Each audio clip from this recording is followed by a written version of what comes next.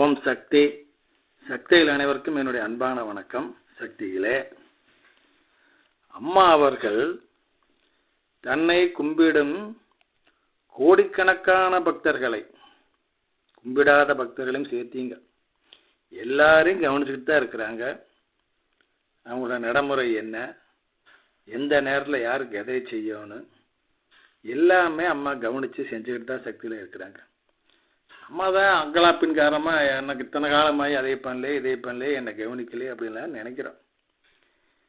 என்னுடைய வாழ்க்கையில் நடந்த ஒரு சம்பவத்தை சொல்கிறேன்னு கேளுங்க. சமீபத்தில் நடந்தது. கிட்டத்தட்ட ஒரு 6 மாதத்துக்கு முன்னால் உங்களோட வாட்ஸ்அப்பில் பேசிகிட்டு இருக்கணுங்களே குருவின் பெருமைகளை பற்றி. இதையெல்லாம் யாராவது எழுதி கொடுங்க, எழுத்து வடிவத்தை எழுதி கொடுத்தீங்கன்னா அதை அப்படி கேட்டு இந்த புஸ்தகம் போடுறதுக்கு ரொம்ப ஈஸியாக இருக்குது, புலவரெல்லாம் கேட்குறாங்க, அதனால் எழுதி கொடுங்க. நான் பலரை கேட்டேன், நீங்கள் நினைக்கல நீயே எழுதலாமலான்னு சொல்லி. எனக்கு எழுத்து அவ்வளோ சுத்தமாக வராதான், கை வேறு நடுங்கு. அப்போ கேட்கும்பொழுது கடைசியாக ஒருத்தர் திருச்சியை சேர்ந்த சிவாலிங்கம், அவர் ஒத்துக்கிட்டார். நான் எழுதி கொடுக்குறேங்கண்ணா, எனக்கு டிவிடி கொடுங்கன்னு கேட்டார். நான் அதை மாதிரி ஒரு டிவிடியை அவர்கிட்ட கொடுத்தேன். வாங்கிட்டு போனவர் 2 மாதம் ஆகியும் ஒன்றும் கொண்டும் தரல. அவர் எழுதவே ஆரம்பிக்கலைங்க. இந்த நிலையிலேங்க அவர் அருள்வாக்குக்கு போனார். புற்றுமண்டலத்தில் இருக்க வந்தோன்னையுமே அம்மா முதல் வார்த்தை என்ன தெரியுமா சொன்னாங்க?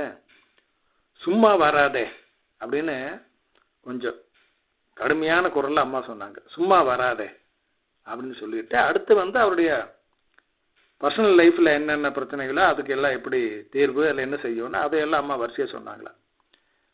தன்னுடைய சொந்த வாழ்க்கையை பற்றி சொன்னது எல்லாமே அவருக்கு கிளீனாக புரிஞ்சுதுங்களா. ஆனால் அந்த சும்மா வராதே அப்படின்னு சொன்னது மட்டும் அவருக்கு புரியல. இது என்னது இப்படி சொன்னாங்களே, அதுக்கு என்ன அர்த்தம்? சரி கேட்கலாம் யாரையாவது அப்படின்ட்டு அவர் நாங்கள் தொண்டு செய்கிற அந்த மிதியடி காப்பகத்துக்கு வந்தாருங்க. ஏன்னா அவரும் அங்கே தான் தொண்டு செய்கிறார்.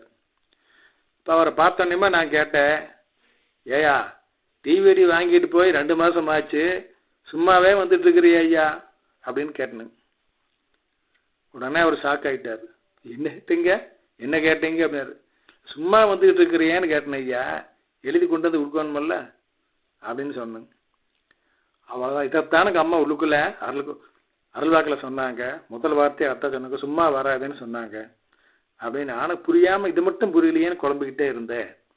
இப்போ தான் அது தெளிவான தீர்வு கிடைத்தது அப்படின்ட்டு அதே மாதிரிங்க அதிலிருந்து அவர் எழுத ஆரம்பித்தாருங்க. எழுத ஆரம்பித்து அதெல்லாம் படிப்படியாக ஒவ்வொரு வால்யூமாக எழுதி கொண்டு வந்து அதை கம்ப்ளீட் பண்ணி கொடுத்துட்டாருங்க சக்தியில். இப்போ பாருங்களா, எங்கேயோ ஒரு மூலையில் இருக்கிற 2 தொண்டர்கள் அம்மாவுடைய பணி செய்கிறோம். அது பெரிய பணி ஒன்றும் கிடையாது, சாதாரணமாக ரொம்ப சிறு பணி.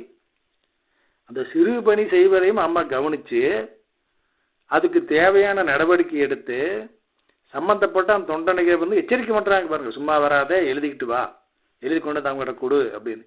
எப்பேற்பட்ட ஒரு நிர்வாகம் பாருங்களேன் அம்மாவுடைய நிர்வாகம். எத்தனை கோடிக்கணக்கான ஆன்மாக்கள் அம்மாவுக்கும் பொழுது, எத்தனை கோடிக்கணக்கான உயிர் அம்மா பாதுகாத்து வருது. அத்தனையும் தனித்தனியாக கவனித்து அவள் என்ன நினைக்கிறா, என்ன பேசுகிறா, என்ன செய்கிறா, அத்தனைக்கும் எல்லாம் தீர்வு செஞ்சு, அப்பாப்பா இது சாதாரண விஷயமே இல்லைங்க சக்திகளே, அம்மானால மட்டும்தான் இது முடியுங்க. பங்காரம்மாவை தவிர வேறு யாருனாலும் இது செய்ய முடியாது சக்திகளே. ஓம் சக்தி.